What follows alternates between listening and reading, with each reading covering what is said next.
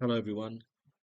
Welcome to the full syllabus revision video of Unit 1 with the most recent as well as the most old question paper examples. In this video, I'll introduce you to a resource that I've made. I have compiled almost all the important and the most common questions of Unit 1 as well as their answers. Let me just give you a glimpse of what I've done. So just see how similar the questions are, right? So these are just the questions, and in the booklet I have also given the answers as well as my explanations and my input, and the download link is given in the description. I think this will be very beneficial for your exam. Now let's move on with our video. So the first topic we'll be discussing today is graphs of motion. So this is not a very common graph that you see over here.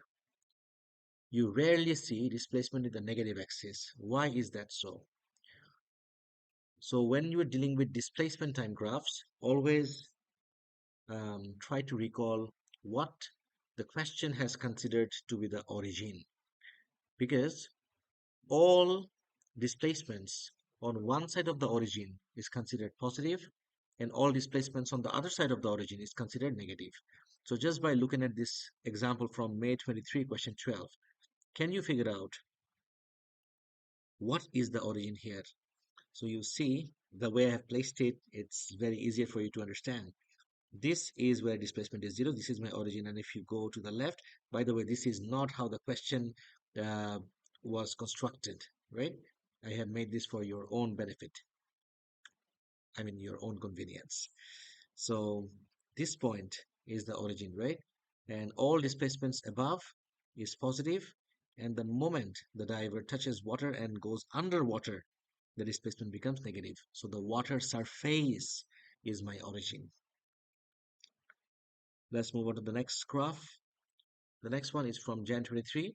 This is the very basic bouncing ball graph. The question says, which graph shows the acceleration of the ball against time?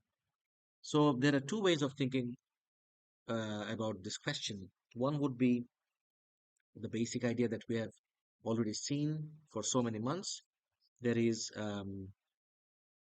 when the ball is in air, it's under free fall. It's in free fall, right? So in free fall and double motion, the acceleration is always minus 9.81. So in that regard, the answer should be B, because it has to be below the origin, right? This is one way of thinking about this. The other one would be um, the ball is never moving with a constant velocity. The velocity is always changing, see, continuously changing, which means the ball is always accelerating, right? This is very important. This is the question from October 22, question 4. So in other bouncing ball graphs, this is what the velocity time graph looks like. So a lot of people might get confused, right? So here it says the acceleration decreases, becomes 0, and then acceleration increases again. So the best way to think about this question is to recall what the gradient of velocity time gives us. The gradient of velocity time gives us the acceleration, right? So since the acceleration is decreasing, initially the velocity time graph's gradient must also be decreasing. And from this point onward, since the acceleration is increasing, the gradient must also be increasing. So if you look at A, you'll see for A, the gradient is decreasing. At this point, the gradient becomes 0, and this point corresponds over here. And from this point onward, the gradient increases, but the gradient would be downward sloping. And we all know a downward sloping line always has a negative gradient, right? So from this point onward, the gradient would be negative, meaning negative acceleration. For Jan 25, question 12, you can Recall the equations of motion for this. A person on skis slides down a slope. The slope is at an angle 14 degree to the horizontal. The initial speed of the person is 7.1 meter per second. So u is 7.1 meter per second. The resistive forces acting on the person are negligible. So there are no resistive forces. Fine. Calculate the speed of the person after moving 15 meter down the slope. So this distance would be 15 meter.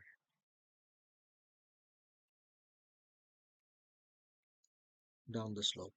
This distance is 15 meter, right? And the question is asking you to find out the V over here. So this is somewhat related to M1 as well. So let's say this person has a weight, let's call that mg, and you know this from your mechanics paper 1, that the component of weight down the plane is always mg sine theta. So this would be mg sine theta. So this is the accelerating force. This is the only resultant force acting on this person. So resultant force equals mg sine 14, right? But resultant force has an equation of its own. Resultant force is equal to ma. So ma equals mg sine 14. So the m's get cancelled out, and what you're left with is acceleration, which is g sine 14. And I would highly recommend you to calculate the value of acceleration, and that would be 9.81 times sine 14, and the value that you get is 2.37. 2.37 meter per second squared. Now you apply and recall one of the equations of motion, right? What equation can you apply? So you have u, the distance 15, the acceleration, and the final speed is what they're asking you to find out. So the equation that pops up in my head intuitively is v squared equals u squared plus twice as, right? So v would be u is 7.1 whole square plus twice times, we just found out a, 2.37 times s would be 15. So v would be root over answer, and the value that you get is 7.1 square plus twice times 2.37 times 15 root over answer. The value is 11 meter per second. And at this point, it's very important for you to understand and recall, that is, let's say this value, right? The acceleration. This is not my final answer. And since it's not my final answer, you have to do the working in at least 3SF, because you want the final answer in 2SF. For you to get the final answer in 2SF, the interim calculations has to be in 1SF higher. Now we'll see there are scenarios where you cannot apply equations of motion. For example, this one. This is the question from Gen 14. Question 14. A child's slide has a vertical height of 1.7 meter as shown. A child starts from rest at the top of the slide and moves down the slide. The resistive forces can be ignored. Explain why the equations of motion should not be used to determine the maximum speed of the child. So you see, we could apply equations of motion over here, right? But how is this different than this one? Well, over here, The person had a constant acceleration all throughout the motion.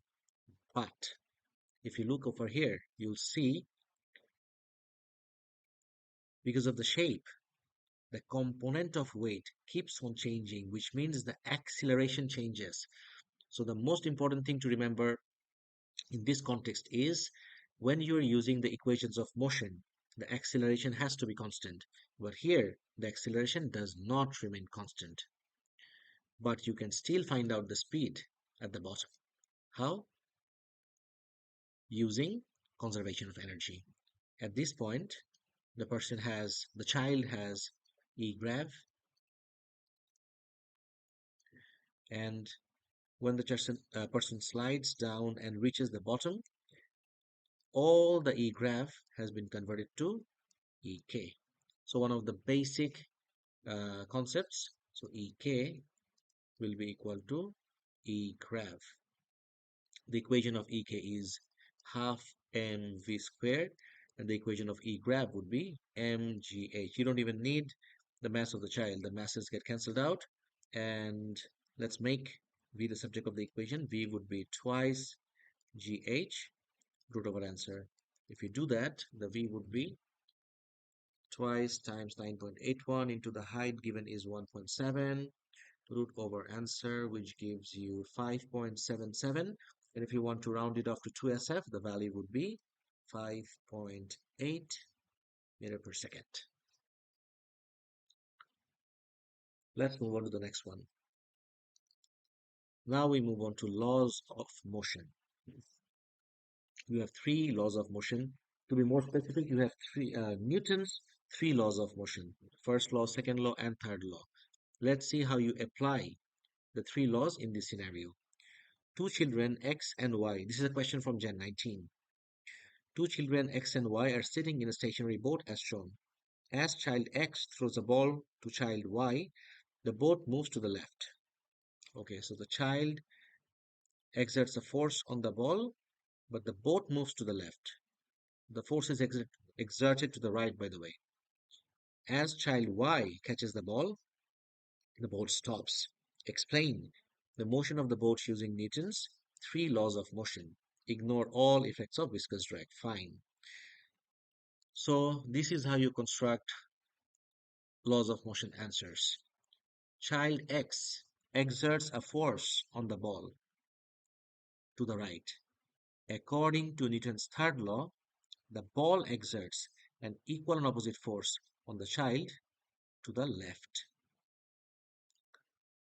Now, there is a resultant force on the child as well as the boat to the left, which causes the boat to accelerate. So every time you get a concept of resultant force, follow it up with acceleration. And resultant force and acceleration are linked with second law, right?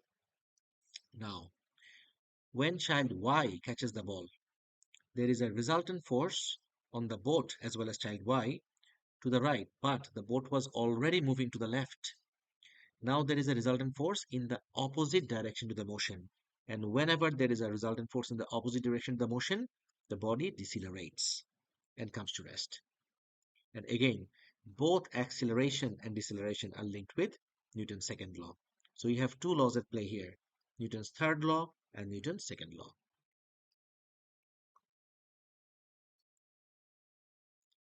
These two questions seemingly seem very different, but they are tied to the same concept. One is from Jan 13, the other one is from Jan 22. So let's see the first one, Jan 13. Einstein imagined a person in a large box without windows. He suggested that with no way to see outside, the person would not tell whether they were experiencing gravity on Earth or in deep space far away from any effects of gravity, but being accelerated at a rate of 9.81 meter per second squared. Account for Einstein's suggestion by explaining each case, what a person standing in the box would feel to their feet. This is Jan 13. And let's look at the second one. A student, this is from Jan 22. A student of weight 600 newtons standing on a weighing scale in a lift. The scales are calibrated to give readings in newtons. The lift moves upwards at a constant velocity and then decelerates to rest. As the lift moves, the student looks at the reading on the scales. Explain the reading on the scales. So all of these are tied to the concept of feeling of weight, and that's exactly what I have written here as well. The feeling of weight, everyone. So let me ask you, what is it that makes you feel your weight? It's the reaction force. And you know what? The reading on the scale, right? Reading on the scale. So they're asking about the readings on the scales. What is the reading on the scale? It is not the weight, that's for sure. It's actually the reaction force. So everything comes back to the reaction force. The reaction force makes you feel your weight, as well as when you're standing on a weighing scale, the value that you get is also the reaction force. So let's first address the first scenario. Einstein said, if a person is stationary on Earth or if a person is being accelerated in deep space, the both person would not tell the difference. The person would not be able to tell the difference in either scenario. It would feel the same to him. Why would it feel the same? It has to do with reaction. So let's first address the person stationary on Earth. So what are the two forces acting on the person? Since the person is stationary, the weight acts on the person vertically downward, and the reaction force acts on the person vertically. Let me draw a free body force diagram. So since the person is stationary, reaction has to be equal to the weight, right?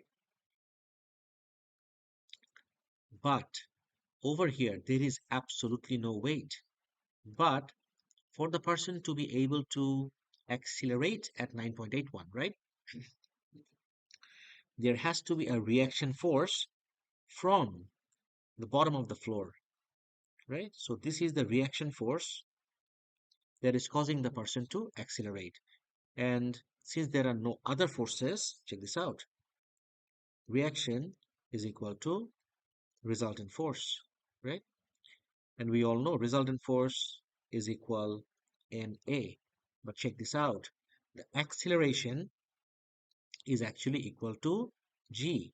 So that makes the reaction force equal to mg, which is equal to the weight.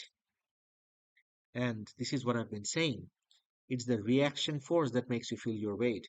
If the reaction force is equal to your weight, you feel your actual weight, just like in this scenario. So here the person feels their actual weight, and over here as well, the person feels their weight, which means the person would not be able to tell the difference. So Einstein was right in this context. And for Jan 22, because the lift accelerates or decelerates, right? The resultant force changes, meaning weight cannot change, but the reaction force changes. If the reaction changes, the reading on the scales would also change. Now we move on to scale vector diagrams. Very, very, very important concept. So this is the answer, by the way. This is the answer of this question. Now, the engine of a submarine produced a horizontal force of 70 Newton. The drag force on the submarine was 43 Newton at an angle of 25° to the horizontal. That was the drag, okay? Determine the resultant of these two forces on the submarine by drawing a scale vector diagram in the space below. I have already drawn this for you. Now, the most important concept for a scale vector diagram is the vectors must be arranged tip to tail. So let me draw this again for you. So 70 is on this side. So this is 70. And of course, you have to scale it. Definitely, you have to scale it. 70 Newton. And maybe you can take a scale of 1:1, as in, sorry, 1:10. 1 centimeter would represent 10 Newton. So a line of 7 centimeter would represent 70 Newton, right? That's also fine. And at the tip of 70, you join the tail of 43. And this has to be 4.3 centimeter. But while writing, you don't write 4.3 centimeter, you write the actual value. That is 43 Newton. And see how the vectors are arranged tip to tail. And this you have to draw to complete the triangle. Always remember, since there is a resultant, the resultant force will always be to oppose to complete the loop. So let's say 70 and 43 goes in this direction, and resultant force must be in the opposite direction, and the loop would not be complete. You might be wondering, what is the loop? What does the loop have to do in a scale vector diagram? Let me show you another example. And this one is from, actually, I think I got the year wrong. This is much older than June 20. This is not June 20. This has to be June 10, if I'm not wrong. Correct? So for sure, this is not June 20. This has to be June 10, if I'm not wrong. Right. So let's compare these two. These two forces have a resultant. But look at this one. A kite is held by a string and flies because of the lift produced by the flow of air. Figure 2 shows a free body force diagram for the kite. Sketch a labeled vector diagram to show the four forces are in equilibrium. So guys, what is the difference? Here there is a resultant force, but over here the resultant force is 0. Resultant force 0 meaning the body is in equilibrium. And this is where the loop comes in. When a body is in equilibrium, if you arrange your vectors tip to tail, what you'll end up with is a complete loop. There will not be a force or a vector to oppose the loop. It will form a complete loop, right? So let me show you what the loop looks like. So the lift is upwards. The tension is in this direction. Actually, let me draw the arrow in the middle. This is the lift. This is the tension. This is the weight vertically downward. And the moment you draw the drag in the correct direction, you'll see it forms a complete loop. Everything tip to tail, tip to tail, tip to tail, and tip to tail. One last time, if there is a resultant, the loop will not be complete. But if the body is in equilibrium, it would form a complete loop. And you don't only have a vector triangle, you can have a vector parallelogram or a vector square or vector quadrilateral.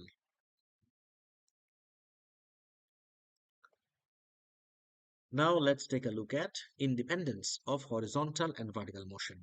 This is the question from May 14, question 12. A skateboarder throws a ball vertically upwards while traveling at a constant horizontal speed. The skateboarder catches the ball moments later while still moving horizontally. So this might seem a bit counterintuitive. While the skateboarder is moving, he throws the ball vertically upward. So what your intuition might tell you is the skateboard and the skateboard will move forward and the ball will fall behind. But that's not the case.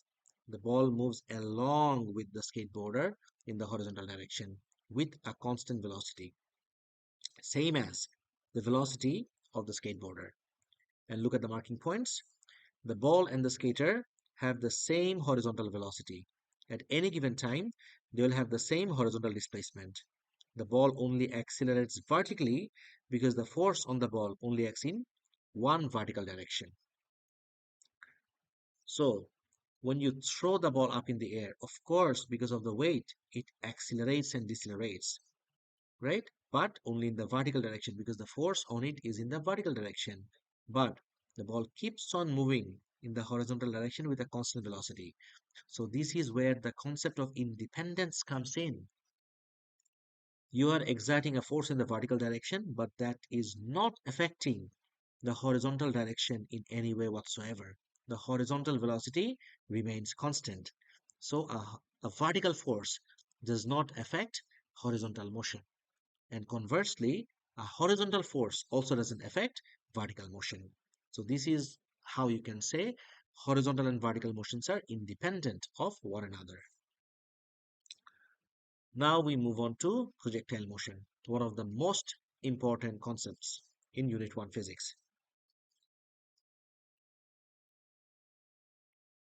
So for projectile motion questions, the most important responsibility of yours is to identify what is the scenario of the question. So there are in total 3 scenarios in projectile motion. One is scenario 1, where you launch a projectile and it lands at the same level from which it was launched. Here, the total vertical displacement is 0, and yes, you have to use this in your calculations. And since there are double motions involved, the acceleration is minus 9.81. In scenario 2, the projectile is launched from a height but horizontally. Since it's launched horizontally, there is no initial vertical velocity because the initial velocity is only in the horizontal direction. There is no vertical velocity initially. Of course, then as it accelerates, the vertical velocity increases. And since the motion is only in one direction, vertically downward, the acceleration is just 9.81. Scenario 3 is the most interesting one. Here, the projectile is launched from a height but at an angle. Check this out. If you consider this point from where it is launched to be the origin, you'll see the projectile first goes above the origin and then lands below the origin. And this is what we actually started this video with. If the position is below the origin, the displacement is negative. So for scenario 3, the displacement is always minus or negative of the height. And as always, since there are 2 directions involved, double motion, the acceleration would be minus 9.81. Now let's apply what we have learned to a question. This is from May 24, question 17. The question says, the inside of the tire is 0.8 meter in diameter and is 3.9 meter from the side of the water as shown. Deduce whether the stone thrown by the child lands inside the tire. So pause the video and try to figure out if you can link this question to one of the 3 scenarios that you had just seen. Check this out. Here, the stone is being thrown from a height but at an angle. So this matches with which scenario? Of course, scenario 3. Now we'll be using the concepts of scenario 3 and answering this question. So my suggestion for all projectile motion questions is keep horizontal and vertical motion separate from one another. Always keep them separate. So you can actually write down vertically, right? So what's going on vertically? The initial vertical velocity is, it was thrown as 6.3, right? And this component, the initial vertical velocity component would be 6.3 sine 55. That's u. So vertically u equals 6.3 sine 55, right?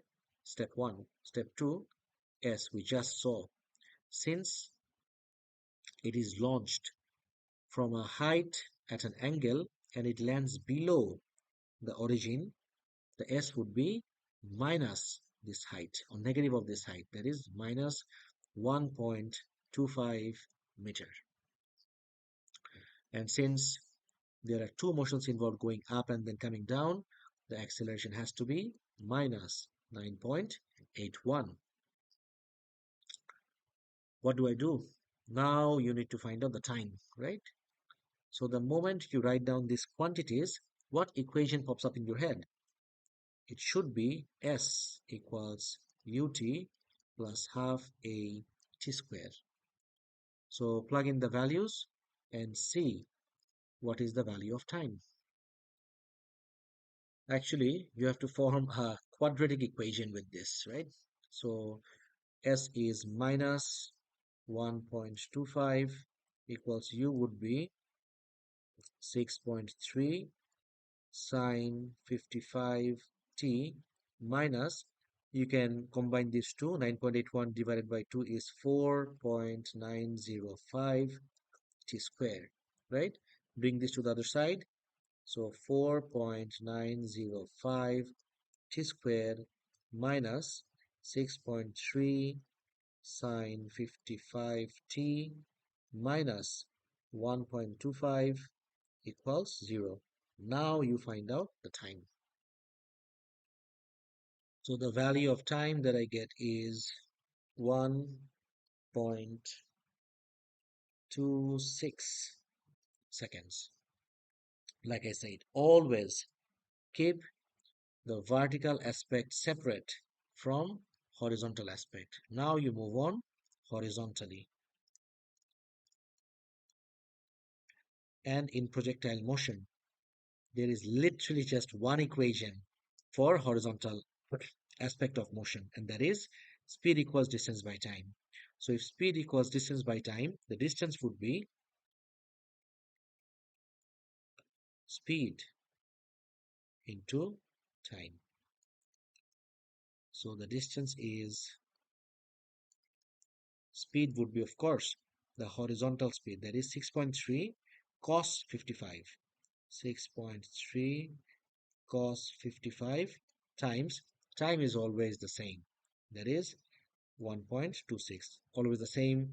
By that I mean the time is the same for both horizontal and vertical motion. So 6.3 cos 55 times 1.26 gives me 4.6 meter. So guys, this is where you have to bring in the statement, right? So the question asks whether the stone will land inside the tire. So it has to land between 3.9 and 3.9 plus 0.8 is 3.9 plus 0.8 gives you 4.7, right? So you have to land between 3.9 and 4.7 from the initial position. And since you land at a distance of 4.6, that is exactly, not exactly, that is between 3.9 and 4.7, right? So the stone will land inside the tire. Next concept is of principle of moment. Question says, determine the horizontal distance between the center of gravity of the wheelbarrow and the center of the wheel. So this is the wheel, right? And the center of gravity of this wheelbarrow should be somewhere over here. And always remember, a question might ask you, what do you mean by center of gravity? And I have given the common definitions like this in the fact sheet that you'll get in the link in the description below, right? So from the center of gravity, the weight of the wheelbarrow acts vertically downward. This is the weight, right? And at this moment, since the wheelbarrow is in equilibrium, all the upward forces must be equal to all the downward forces. So on the wheelbarrow, these are the two upward forces, 320 and 80. So these two combined will be equal to the downward force. 320 plus 80 gives you 400. So the weight has to be 400 Newton. And then you just apply principle of moment. That is, total clockwise moment equals total anti-clockwise moment. So if this is considered to be my pivot, so the clockwise moment, 400 gives you the clockwise moment. So 400 times, this is the distance the question is asking you to find out. Let's call this x. 400 times x will be equal to 80 times this distance. Always remember, the distance is from force to the pivot, and the distance has to be perpendicular to the force. So that is 1.5. So if you apply that, x should be 80 times 1.5 divided by 400. The value is 0.3 meter. And that is the answer. Now we move on to momentum. Luckily, momentum is very similar to IGCSEs. But for questions like this, I have a suggestion. Write down the base equation and then put in the values in your base equation. It makes your life simpler. So let's see what's going on here. Initially, skater B is directly behind skater A. Skater B is moving faster and collides with skater A. During the collision, skater B locks his arm around skater A so that they move forward together with the speed. This is a common speed. So initially, both of them were moving. So if you have to apply the law of conservation of momentum, by the way, a question can ask you, what do you mean by law of conservation of momentum? Right. And like I said, answers like these are in the fact sheet. These are the basic ones, right? So initially, both of them are traveling in the same direction. So both of them have initial momenta. So m1u1 plus m2u2. So this is the total momentum before collision is equal to the total momentum after collision. What happens after collision? They hold on to one another and they move off together. So m1 plus m2 times v. So this is what I meant by the base equation. The moment you get to form this, chances of answering these questions correctly increases by twofold. Then you just put in the values, and what do you have to make the subject? Deduce whether the momentum, oh, okay. The question is asking you to check whether momentum is conserved. So you cannot just write equal to here. I have to find out this value and this value. So this is the total momentum before, this is the total momentum after. If these two values are equal, then and only then you can say momentum is conserved. Next, we move on to work, energy, power. This question is from Jan 18. Treadmills may be used in a gym. To increase the difficulty of training, the gradient of the treadmill can be increased. What they mean by gradient is the angle, right? A person on a treadmill warms up by running at a constant speed of 2.5 meter per second with the treadmill horizontal. He then sets the treadmill to an angle of 3 to the horizontal and continues to run at the same speed. Calculate the additional power that his legs would have to supply when running for 10 minutes with the treadmill at this angle. So for this question, what I would suggest for you is to draw a small diagram. This angle is 3 degree. So initially the treadmill was flat, right? So there was no extra force. The moment you put the treadmill at an angle, now an extra force comes in. Can you identify? Again, something we have already discussed today, a component of weight backward. You are trying to move forward, but there is a component of weight backward. So if this is mg, the component of weight backward would be mg sine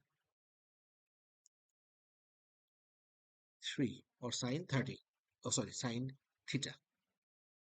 And to overcome this force, the person has to exert another force. So this is the extra force that the person applies, right? So this is the source of the additional work done or additional power, right? And the question is asking you to calculate the additional power. Once you identify the force, you can recall the equation of power that links force and velocity. So this is not a very common equation, but this is a very useful one. So the power, let me show you how it's derived. So you know power is equal to work done by time. You break down work done. Work done is force into displacement by time. But you separate displacement and time. Displacement by time gives you velocity. So that makes power force times velocity. You just found out the force. That is mg sine 3 and the velocity is 2.5. Let's see. So power equals to mass is 80. G is 9.81 sine 3 times velocity is 2.5. Let's see what is the value. 80 into 9.81 into sine 3 into 2.5. The value is 102.6. That makes it 103. 103 watt. And let's trace back. This additional power comes from this additional force. Okay? That's how you could answer this question. Next up is from October 20. This is a very, very, very important question. Let's see what's going on here. To reach the goal, the disk must move upward the ramp, which is at an angle of 30 degrees to the horizontal.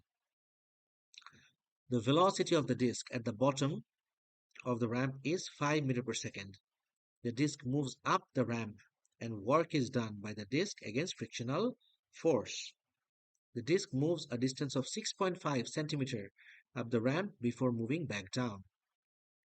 Determine the frictional force acting on the disk. Right. So this is a big question, but you can answer this very simply by applying conservation of energy. The question says the disk has a velocity at the bottom. It means it has some kinetic energy here. This means it has some kinetic energy here. And in an ideal world, when it goes up and when it reaches this height, right, all of this kinetic energy is transferred to gravitational potential energy. But there's the thing, this is not an ideal world. What happens is, once you are going up, you are doing some work against friction, and after doing the work against friction, whatever energy is left, that is transferred to gravitational potential energy, right? So the first thing you do is find out this height, because you need to find the gravitational potential energy later on, right? So this was given, this was 6.5 centimeter. So this height you can find out using, let's say, trigonometry. Sine 30 equals to opposite by hypotenuse 6.5. So you make h the subject of the equation. H should be 6.5 sine 30. Sine 30 is 0.5. 0.5 times 6.5 is 3.25. 3.25 centimeter, right? What do you do next? Next, what you do is form a base equation. So what's going on here is initially there was some kinetic energy, but whilst going up, you had to do some work. So which takes away from the kinetic energy. And whatever you have left after doing the work is transferred to E graph. So the kinetic energy is given by the simple equation half mv square minus work done would be force times displacement, and gravitational potential energy would be mgh. So you just plug in the values and you'll get your answer.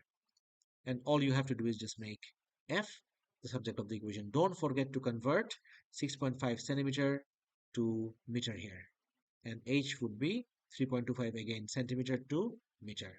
The value of f should be 6.6 Newton.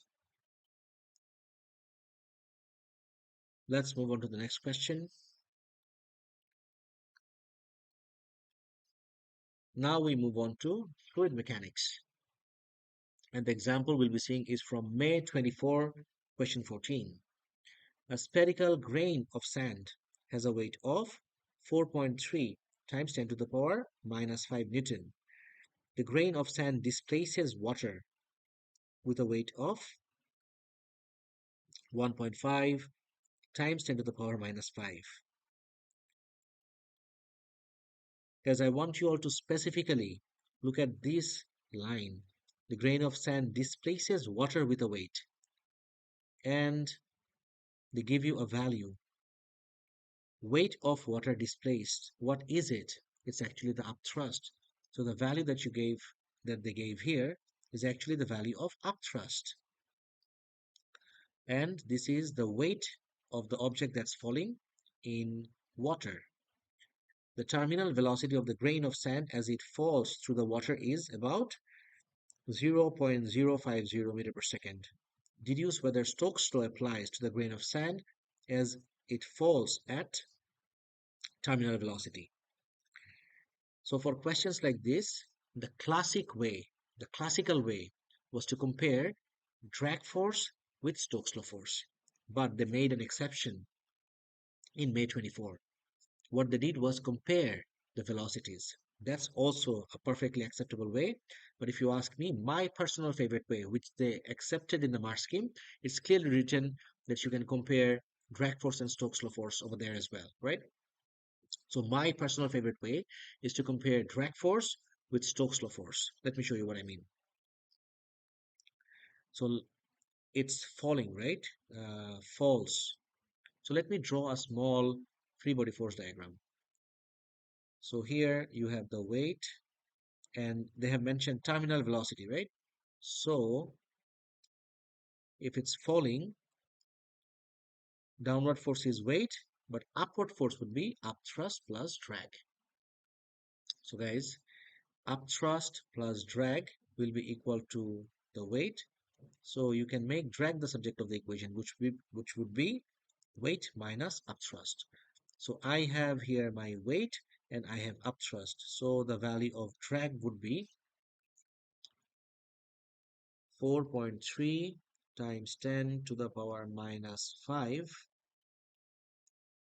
minus 1.5 times 10 to the power minus 5. I'm putting the values in my calculator. So the drag that I get is 2.8 times 10 to the power minus 5. 2.8 times 10 to the power minus 5 Newton. And I'm going the classical way. So I have found out the drag force. Now, if Stokes' law applies, the drag force should be equal to, in other words, the Stokes' law force should be equal to the drag force. And for Stokes' law force, the equation is 6 pi eta RV, right? So Stokes' law force equals to 6 pi, the value of eta is 1.2 times 10 to the power minus 3 eta. Radius, they have given the diameter, so the radius would be 1.5 times 10 to the power minus 3 divided by 2. It's 7.5 times 10 to the power minus 4. 6 pi eta r, and v is 0.05. So if you do this, Stokes. So this is the Stokes law force, and the value that you get is it's 8.5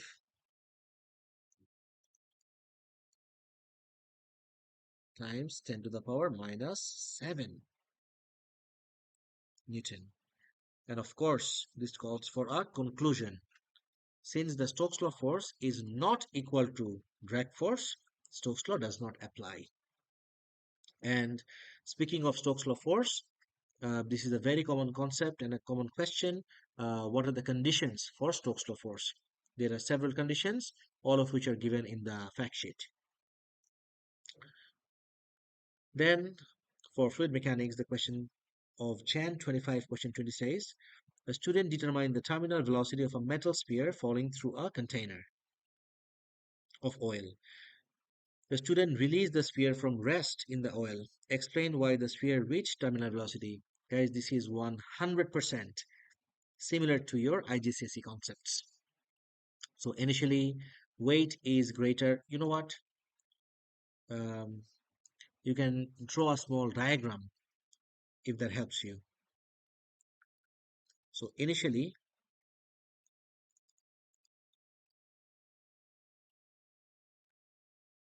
this is weight, this is upthrust and drag, right? So initially there is a resultant force. Forces are not balanced. There is an unbalanced force, meaning weight is greater than upthrust and drag.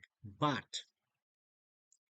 as the sphere accelerates, the drag increases until drag and upthrust becomes equal to the weight.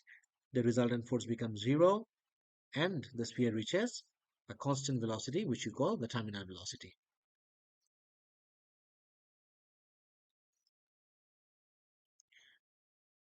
This is another question from Jan 25, question 20. I think it's the part of the same question. This is really important, everyone. Check this out.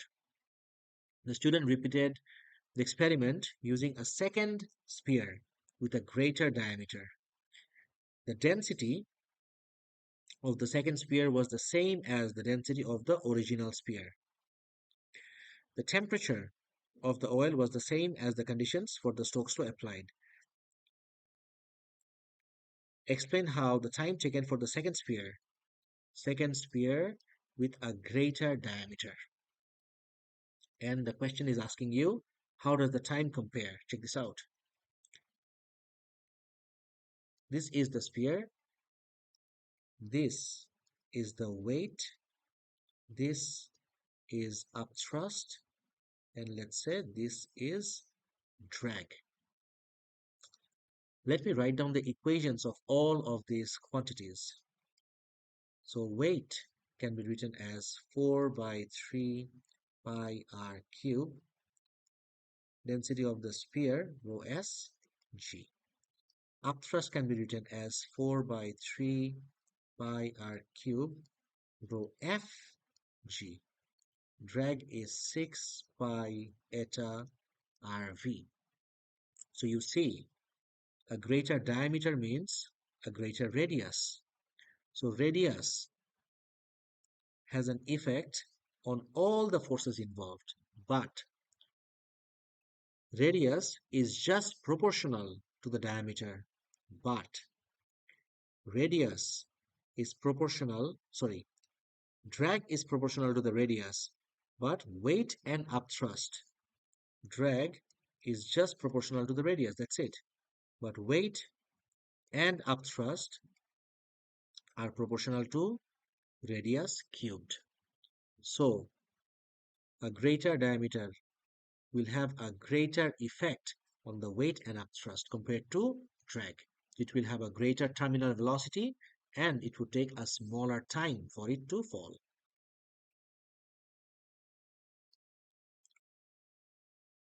Now we move on to the last topic, solid materials. So the question says, describe, the student measured the diameter of the copper wire. Okay, so the student already measured the diameter. Describe the other measurements that needed to be made using this apparatus and how they will be used to determine the Young modulus of copper. Guys, I'll show you something, and I think this will be very beneficial for your Unit 3 exam as well, right? So for this, you just write down the base equation for Young modulus. Young modulus is stress by strain, right? So you then break down stress and strain. Stress broken down is force per unit area divided by strain is extension by original length. So this is Young modulus E. So E equals to F by A times, this gets reversed, L by del X. So then you break this down even further. What is the force? It is the weight of the masses. So force equals to mg. And what is the area? Cross-sectional area. It's pi in terms of diameter, d square by 4. This comes from pi r squared, and r equals to d by 2. So d by 2 square is d square by 4 times length by change in length is final length minus initial length, extension, right? So once you have broken down to the level of measurements, now you know what to measure. So F was not a measurement, F was a calculation. But to calculate F, you need to measure the mass. Then you need to measure the final length and initial length. And diameter is already given. And you plug in the values in this equation to get your Young modulus. I just realized the next three questions are very connected. For example, this question, May 24, question 16. Another student attaches a weight of 5 Newton to a copper wire of diameter 0.56 millimeter. Calculate the extension of the wire. So again, just recall the base equation. Young modulus equals to stress by strain, which is equal to force per unit area divided by extension by original length. Now, Young modulus equals to force by area. Area is not given. They have given you the diameter. So how do you find out the area using diameter? Using pi d square by 4, making sure, of course, that the diameter is not in millimeter but in meter. Times this gets reversed, L by del X. All you have to do is just plug in the values. Young modulus value is given, force is given, d is given, original length is given. Just make del X the subject of the equation and you are golden. Let's move on to the next question. This is from October 21. A student carried out an experiment to determine the Young modulus of a sample of stainless steel in the form of a wire. The student added weights to the wire and measured the corresponding extensions. The wire had an unstretched length, original length of 2.6. The diameter is given. Luckily, this time the diameter is given in meters. The student plotted a graph of weight against extension. The question says, determine the Young modulus of stainless steel using your value for the gradient. Check this out. Like I said, all the questions are connected. Let's recall the equation one more time. Young modulus is given by stress by strain, which is equal to force per unit extension by strain would be extension by original length. All right, next, Young modulus equals to force per unit area times this gets inverse L by this would be del X. Now let's make a switcheroo. Bring del X here and A to the right side. It's the same thing because there is no other quantity involved, right?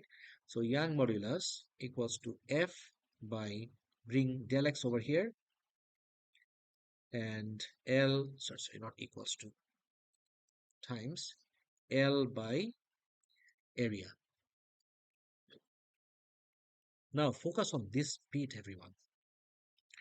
Force by extension.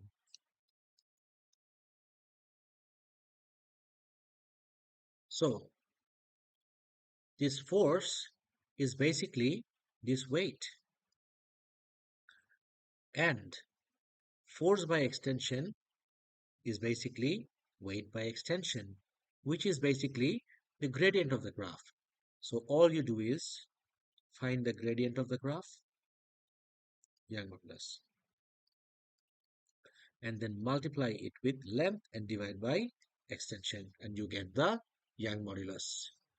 And while finding out the gradient, do check. So let's say this is this value. This is 30, 35, 36, 37. 37 is fine, but change in y-axis, change in y-axis is fine, 37, but change in x-axis, you cannot use 2. You have to check what's given here. It's 2 times 10 to the power minus 3. So it's 37 divided by 2 times 10 to the power minus 3. That will give you the gradient, and multiply it with the length and divide with the cross-sectional area. And again, for area, they have given you the diameter. Always remember, area is given by pi, d squared by 4. Now let's move on to the very last question. Solid materials. Now, you have a stress-strain graph here. Always remember, the gradient of the stress-strain graph gives you the Young modulus. And this question actually from Jan 21 asked you to calculate the gradient. And you cannot take this value. No, that would give you a small triangle. What you have to do is you have to draw a tangent all the way to here, and then find out the change in y-axis and change in x-axis to get the gradient. And the gradient gives you Young modulus. But always remember, when you are dealing with graphs, it's not only the gradient that you need to be concerned with. At times, you need to be concerned with the area under the graph. And actually, let me take out this bit, okay? And if I draw this part over here, this is stress and this is strain, and I have a straight line graph up to the straight section of the graph, right? So if I were to find out the area under this graph, what quantity would I get? So check this out. Area, and if you look at the shape, this looks like a right angled triangle, which is given by half into base into height. That is half into stress into strain. So area is equal to half stress is force per unit area times strain would be extension by original length. Now check this out. The area gives you a very important quantity. If you separate this bit, half into force into extension, half Fx, this is basically your work done divided by, if you look at the shape, this is the cross-sectional area, this is the length. Cross-sectional area times length multiplied gives you the volume, right? So the area under stress-strain graph actually gives you work done per unit volume. And a question might ask you, in fact, this question actually asks you to calculate the work done. So what you have to do is calculate the area using the square counting method and multiply the area under the graph with the volume, which will give you the work done. Good luck with your exams. Take care.